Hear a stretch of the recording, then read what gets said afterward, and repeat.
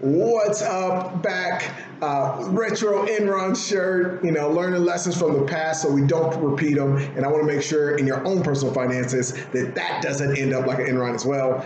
So let's talk on what's going on right now. And I've been pushing a lot of different forms of financing, focusing on this financier strategy, getting your money to work, accessing debt when possible to get your money to work. For the first time, I'm really pushing towards SBA.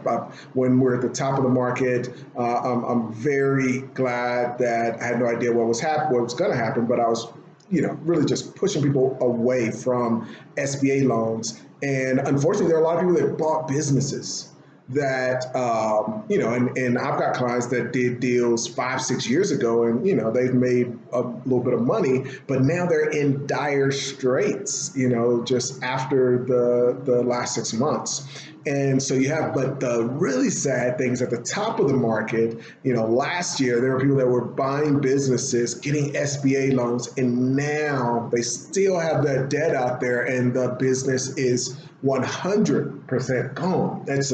It's a nightmare, such a nightmare. So I'm very glad that I really pushed people away from that. But you got to be able to change with the times and understand it. So now we're in a totally different time. So it's time to get debt.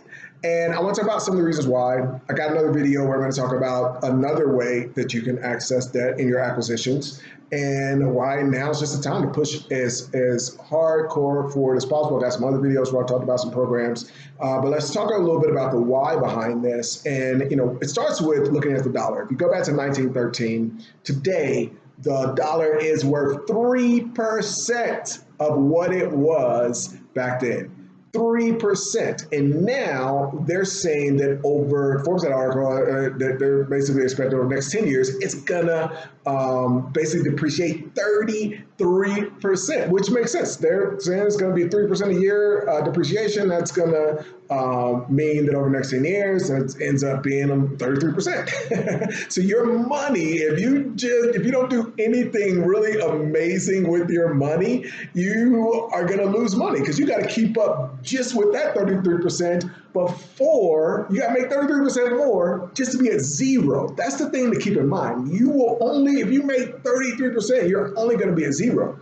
So you've got to have something that is making money. You definitely don't want to be in cash. And in fact, you want to have that cash investment. But then, in addition to that, now when you've got that timing, that now's the time to get very aggressively into debt. And one of the reasons is that at the same time that your cash is going to be worth less, guess what? That's great when it comes to debt.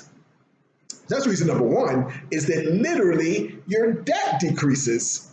Basically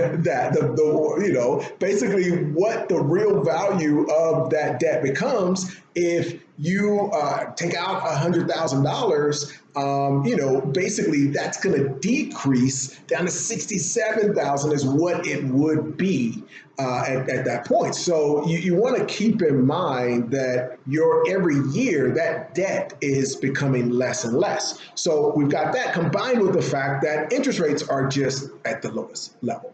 So when we're in this environment, which is the opposite environment of when I was telling people not to take out those loans, this is the time where you just want to take out a loan, because basically the Fed is giving you a discount every year, baby. Like, let's take a little bit more money off of that loan that you took out. So the earlier you can take that out, the more beneficial it's going to be for you. And so if you can take out debt, then you can get that money into an asset that's going to make more money in addition to your cash.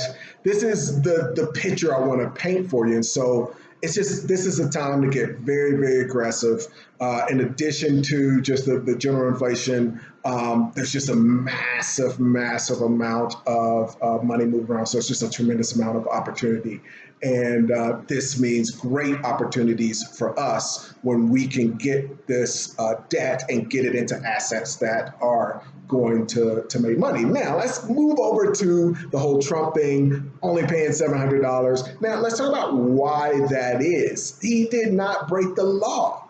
And it sucks, but it just is. It's what it is. And so one of the reasons that he's filing or he takes out all this debt. One of the reasons that he takes out all this debt is because of the benefits that come along with that. The first thing is you're able to write off the interest. So number one, it's like, man, okay, if we're in a situation where I'm going to get a discount every year, the Fed's going to basically write me a check. They've come out, they've announced, and essentially what they said, without which is what other people understand what they're saying, but unfortunately, middle class, poor, never taught what they're saying. What they basically said is, hey, those interest rates, it's gonna be the lowest ever. It's gonna be the lowest, so you might as well take out debt and start doing that. Then you know what else? When you take out that debt, we're gonna give you a discount every year on what you're gonna have to pay back. You need to take that deal. And then the little interest that you are paying, you're gonna write that off on your taxes, so that's free. So that's gonna count against whatever you make. You gotta take the debt. You gotta get it. You gotta get it. So then you want to take that debt, and guess what else you want to do? You want to be like our president and invest in depreciating assets. One of the reasons that I love businesses more than real estate is you can depreciate it so much faster. There's some businesses you can buy, you can depreciate it in a year. That means you spend $100,000, you can depreciate all of that and not pay any taxes. You can do it over 3 years and not pay any taxes, or pay $700 like our buddy over there. So the debt means you're going to get a write-off, you're going to get a discount, you're going to hopefully buy an asset that is going to depreciate, you're going to get that and be able to write that off, and all the while, this thing is appreciating. Now, you can use some of the strategies I'm talking about with angel acquisitions to get some massive appreciation. You use some of the strategies that I've always talked about with the micro private equity and still get some amazing appreciation. You can get it invested into financier strategies where you start to get income off of that while you're still able to get the tax benefits. So all of these things are where you can put the debt, but you want to get in this game. It's really crucial that you're playing the game. The people, they talk about this disparity. They talk about Jeff Bezos increasing his net worth 20 billion. They talk about Trump not paying taxes. It's a different game. It's a game that you're allowed to play. You just have to be willing to do the work to understand it and then do the work. The thing with this is nobody's going to just come in and say, oh, it's not a brokerage. A brokerage, they're trying to make money off of you.